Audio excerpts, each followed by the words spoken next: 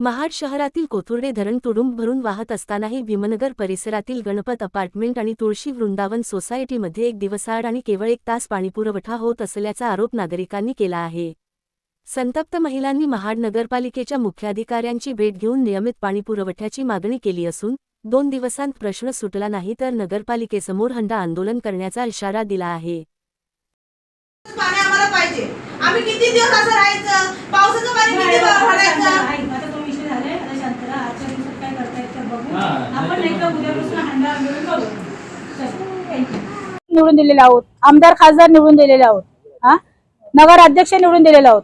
त्याचा फायदा काय काय उपयोग आहे आम्हाला? आणि हा हेवा देवा भीमनगर मध्येच का झालेला आहे? प्रत्येक ठिकाणी पाणी येते, मग आम्हालाच पाणी पुरवठा कमी का? आम्ही का वंचित पाण्यापासून? आज 14 तळे हा पाण्याचा सत्याग्रह बाबासाहेबांनी केलेला आहे, तो कशासाठी केलेला आहे? आणि आम्हीच वंचित का त्याच्यापासून?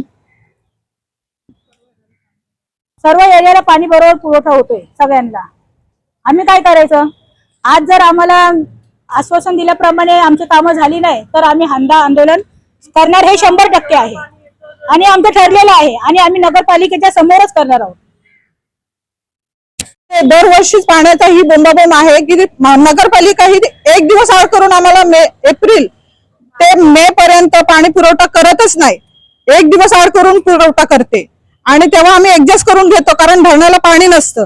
पण आता धरण सगळे ओसंडून गेलेले असताना सुद्धा आम्हाला 1 दिवस आड करून पाणी पुरवठा करतात आणि तो पण पाणी पुरवठा आम्हाला अगदीच 1.5 तासाचा असतो। आमच्या सोसायटीला पाणीही पुरत नाही, भीमनगरला तर पाणीच नाहीये। जे म्हातारे आहेत, लहान मुलं आहेत, त्यांनी काय करायचं? आम्ही पावसाचं पाणी भरून दिवस काढतोय। म्हणून आज आम्ही नगरपालिकेत आलेलो, त्यांना सीओ साहेबांना भेटलो, बोलले, चर्चा झाले। ते म्हणाले, आम्हाला आश्वासन दिले त्यांनी आज की आम्ही करू म्हणून काहीतरी व्यवस्था।